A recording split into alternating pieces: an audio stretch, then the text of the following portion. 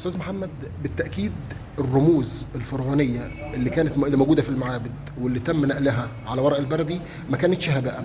بالتأكيد المصريين كان كل رمز له حاجة عندهم بيرمز لحاجة، أو هم مختارينه بعناية عشان يقولوا رسالة معينة.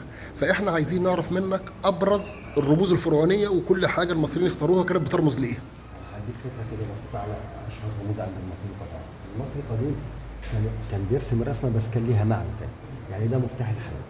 لو اي حد بص فيه هو عباره عن مفتاح، بس ده كان رمز مصر. ازاي رمز مصر؟ المفتاح او العقده دي كانت بتمثل الصحراء الشرقيه والغربيه، تمام؟ وده الوالده، العقده اللي فوق دي الدلتا، ودي كان رمز لخطه مصر. ده مفتاح الحياه.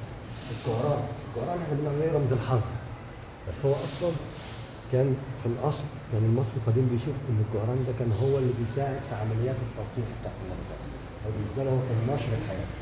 تمام. القرنين اللي احنا شايفينهم من فوق الشمس، الناس كانت بتفتكر ان المصريين القدماء كانوا بيعبدوا حيوانات. هو لا، ما كانش يعبد حيوانات، هو كان بياخد افضل من الحيوان كميزه.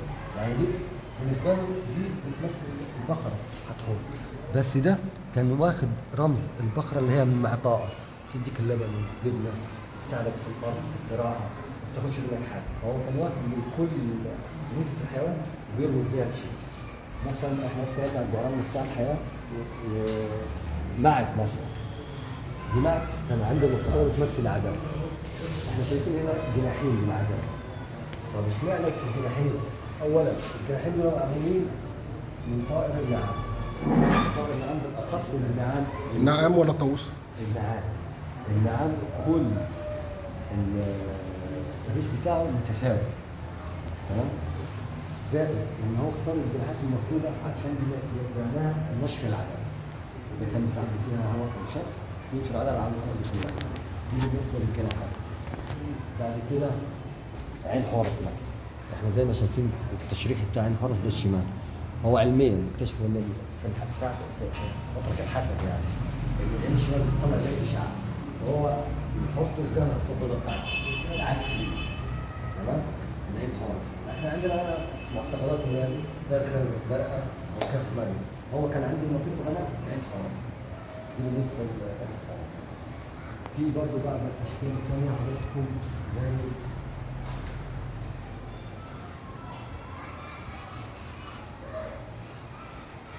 بس بختار لكم يعني اشهر الرموز.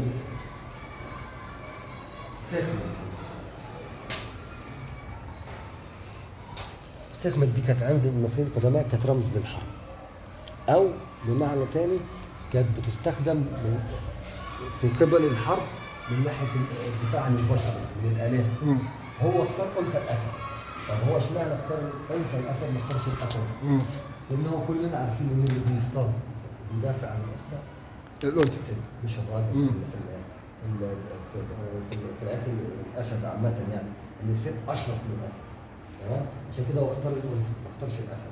الأسد هنشوفوه مع الملوك هو بيحفظهم في الحرب. يعني الملك لما كان يروح الحرب زي ما انتم شايفين دي مشكلة، دي المفروض أصول الملك بياخدها معاه في الحرب عشان يهجموا على الأعداء، تمام؟ بس في الحماية الأسرة كان بيستخدموا أنثى الأسد، في الحروب كان ياخدوا الأسد معه. وفي رموز تانية مثلا زي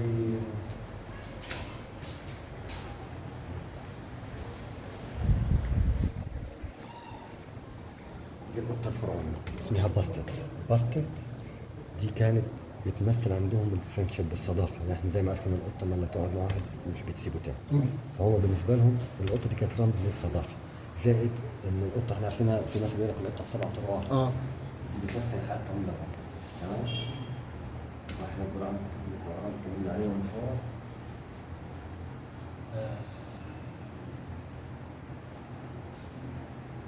يعني اديتكم اشهر امثله في حاجات كتيره، بس انا مش هقدر اتكلم على كل حاجه. الجعران، الشمس، العجله الحربيه انتوا عارفين يعني. العجله الحربيه دي كانت معظم انتصارات الفراعنه في الفتره دي كان فترة الهكسوس. فترة الهكسوس اللي اخذوها من الهكسوس.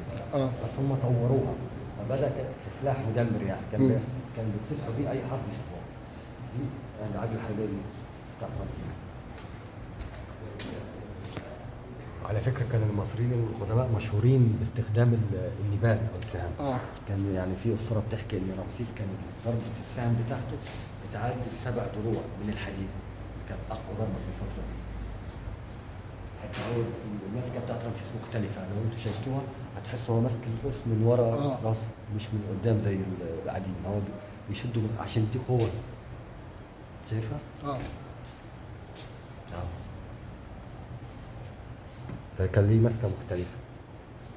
والحب عند الفراعنه كان دايما كله رموز يعني. يعني اذا الراجل كان بيحب الست فبيقدم لها الورد، الست بقى عشان تعبر عن حبها لجوزها كانت بتعطره او بتحط له زيت طبي زي ما احنا شايفين هنا.